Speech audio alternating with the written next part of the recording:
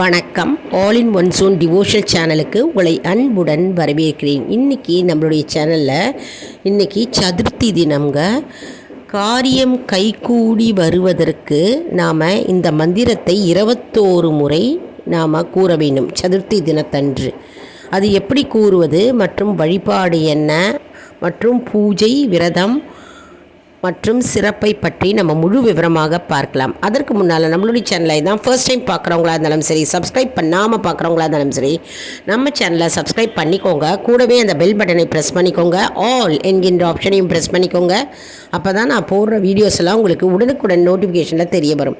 வாங்க இப்போ நம்ம வீடியோக்குள்ளே போகலாம். அதாவது நினைத்த காரியம் கைகூடி வருவதற்கு இந்த மந்திரத்தை 21 முறை சதுர்த்தி தினத்தன்று நாம் சொல்ல வேண்டும். அது என்ன மந்திரம் அப்படின்னு இப்போ பார்க்கலாம். வெற்றி தரும் மந்திரம். திருவாக்கும் செய்கருமம் கைகூட்டும், பஞ்சோர் பெருவாக்கும் பீடும், பெருக்கும் உருவாக்கும் ஆதலால், ஆனோரும் ஆணை முகத்தானை, காதலால் கூப்பு வார்த்தம் கை. இந்த மந்திரத்தை இன்றைய தினம், அதாவது இன்றைக்கி சதுர்த்தி தினம்ங்க, இன்றைக்கி காலையில் எழுந்து குளித்தவுடன் 21 முறை நம்ம இந்த மந்திரத்தை விநாயக பெருமான் முன் அமர்ந்து நம்ம கூற வேண்டும். நினைத்த காரியம் கைகூடி வருவதற்கு இந்த மந்திரத்தை நாம் இன்றைய தினம் கூற வேண்டும். அப்படி காலையில் கூற முடியாவிட்டால் மாலை நேரத்தில் நாம் விளக்கேற்றி வைத்து பூஜை அறையில் நம்ம விநாயக பெருமானுக்கு முன்னாடி அமர்ந்து விளக்கேற்றி வச்சுட்டு நாம் இந்த மந்திரத்தை 21 முறை நம்ம ஜபிக்க வேண்டும். அப்படி இல்லைனா கோவிலில் போயும் நம்ம விநாயக பெருமான் முன் நின்று நாம் இந்த மந்திரத்தை ஜபிக்கலாம்.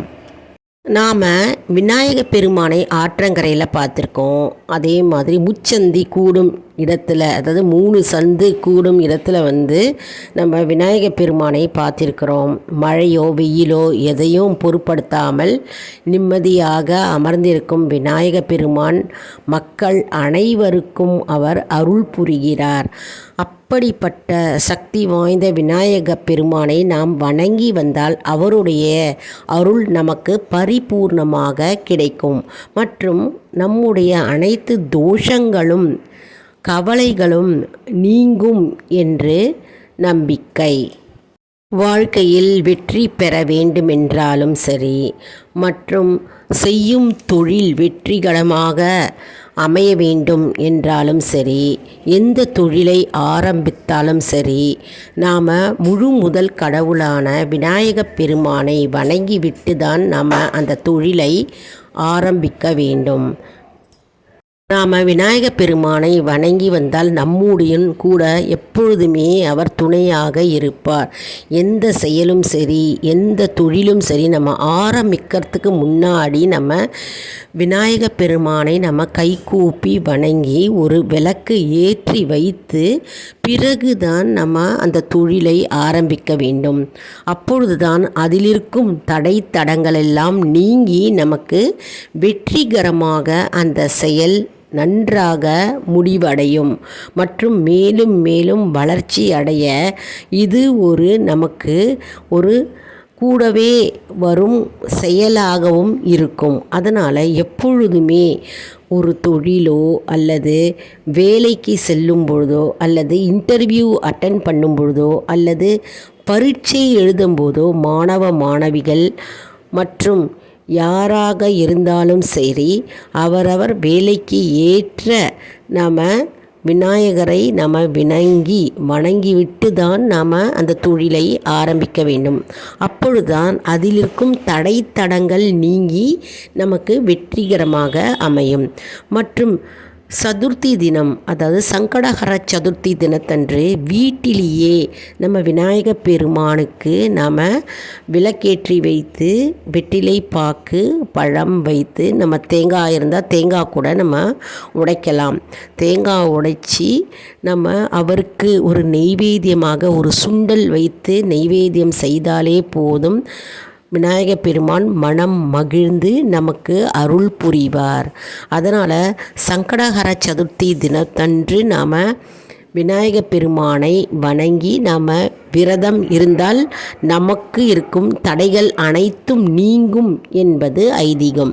மேலும் நம்ம மாலை பொழுதில் கோவிலுக்கு சென்று அவரை வணங்கி அவருக்கு ஏற்ற நம்ம பிரசாதங்கள் செய்து கொண்டு போய் கொடுக்கலாம். மற்றும் அர்ச்சனைக்கு நம்ம பொருட்களையும் வாங்கி செல்லலாம் மற்றும் பூக்களை நம்ம வாங்கி செல்லலாம். வீட்லேயும் சரி தூப தீபம் காண்பித்து பூக்களால் அலங்கரித்து நாம் பிரசாதங்களை நாம் பகவானுக்கு படைத்து விட்டு நாம் அந்த பிரசாதத்தை விநியோகம் செய்யலாம். தினந்தோறும் நாம் செய்யும் வேலைகளுக்கு முன்னாடி முழு முதல் கடவுளான விநாயகப் பெருமானை வழிபட்டு பிறகு நாம் அந்த வேலையை தொடங்கினால் நமக்கு வெற்றி கண்டிப்பாக கிடைக்கும். மேலும் நாம் விநாயகப் பெருமானை வீட்டில் வழிபட்டு சென்றால் நமக்கு எப்பொழுதும் வெற்றி திருமகள் வீட்டில் எப்பொழுதும் குடிகொண்டிருப்பாள்.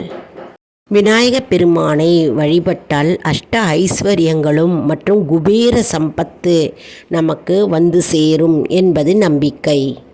சரியாக தொழில் நடக்கவில்லை அல்லது தொழில் முடக்கம் ஏற்பட்டால் ஏதாவது ஒரு பிஸ்னஸ் செஞ்சுக்கிட்டே இருப்பீங்க, அதில் நஷ்டம் வந்து கொண்டே இருக்கிறது.